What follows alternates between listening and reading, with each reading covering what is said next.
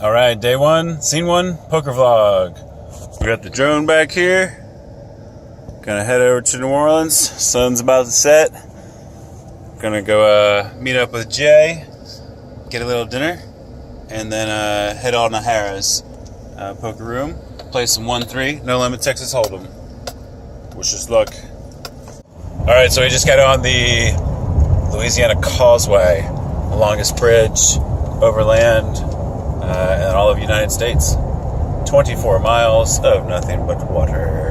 We've got smart water. It's going to help me play smart, make good decisions, and rock star, because who doesn't like to party like a rock star? So tonight my bankroll is $440. I'm going to try and split that in half. We're going to buy in for $220. Hopefully we can start making a profit on that. And if not, we'll buy in again for another $220. Hopefully we won't need both bullets. We can get it done with one. Anything above about a $300 or $400 profit, I'm going to be pretty happy with, and I'm going to cash out. So if I get well up over that quickly, that would be excellent. We'll see what happens. Win, lose, or draw. We're going to document it. We're going to see what happens. Maybe get some help and have fun on this brand new channel.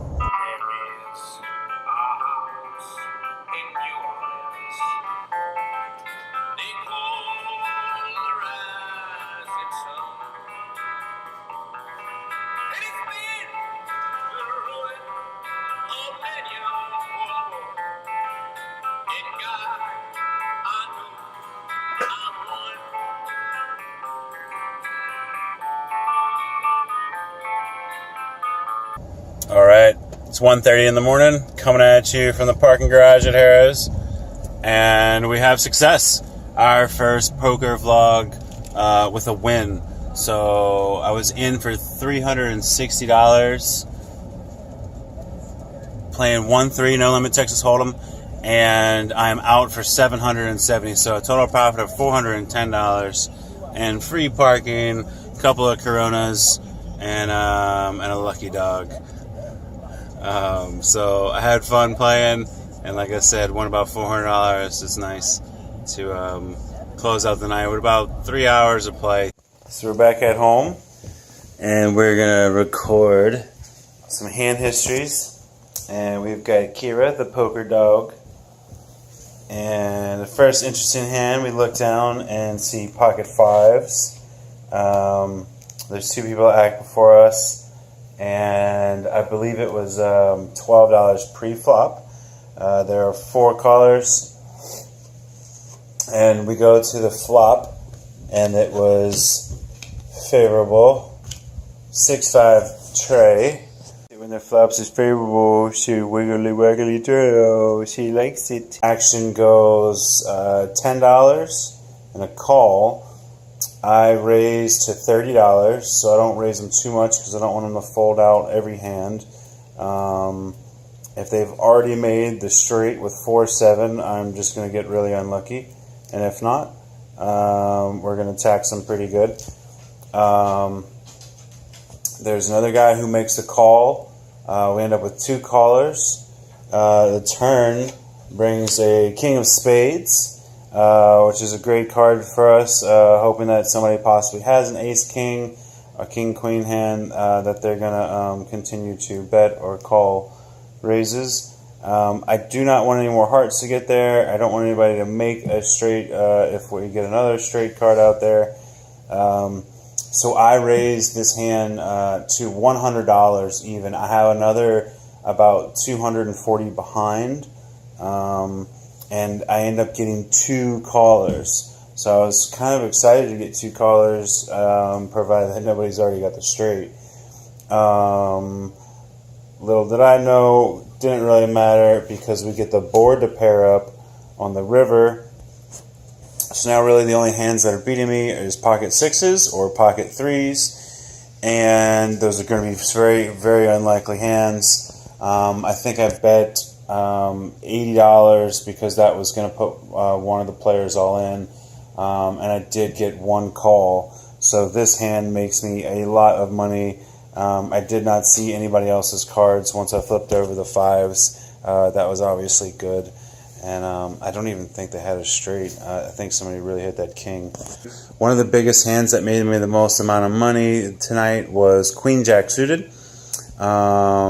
So the pre-flop raise was, I believe, $12, and they had 4 callers. So we're off to a pot of about $60 to start. The flop is Jack 10 6, 2 hearts, not our suit. However, we do have top pair, and we're faced to a raise. So somebody raises it, I believe, to 35. I make the call. There's another guy who also makes the call. So 3 of us head to the turn, which is a very nice turn for us. It does not bring any more hearts, but it does pair our other cards. Now we have top 2 pair, and we don't want any straights to get there. We don't want any flushes to get there. So when it comes to us, I don't think there was a bet. It went check, check, and I raised it significantly. I believe I put in 75. We end up with 1 caller, and the river is money. So we hit another jack on the river. The flush does not get there, unfortunately, and no straights get there either. So we're not going to get paid off too much on this hand. So I think, however, the opponent that I was playing had about $120 left, and he ships it in.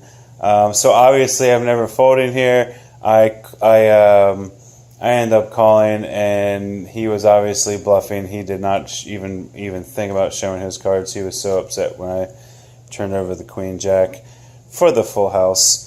So that was a really sweet pot that ended up earning me probably around $350 on that one pot. So this brings us to the biggest hand that I had of the night for 3.5 hours of play. I got a massive pocket sevens. This was the very last hand that I played. I had already racked up my chips. And let's see. Oh, it was a straddle for 6. I raised it to 16. I ended up getting 4 callers, and we got a flop of 3 8 8, and it goes check check. I raised to 35 and scoop it up. So that was a quick scoop on about $65 profit on pocket sevens. I think the biggest thing that I took away from this poker game is the tables. So when the table's no good, don't tolerate it and don't sit there long at all. Just get up and move tables.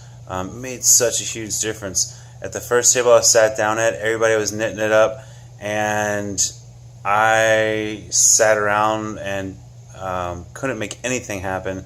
Was just whittling away my stack. When I did finally move tables after about an hour, I was so happy I did. The table the dynamic was so much different.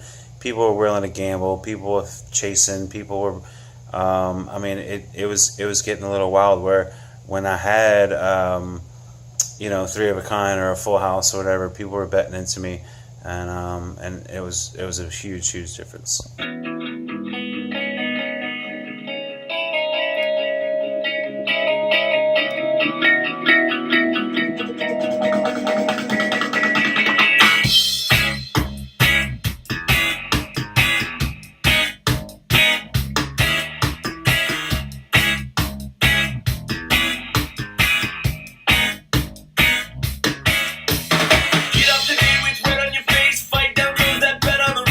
Some patience keep your pace while the enemy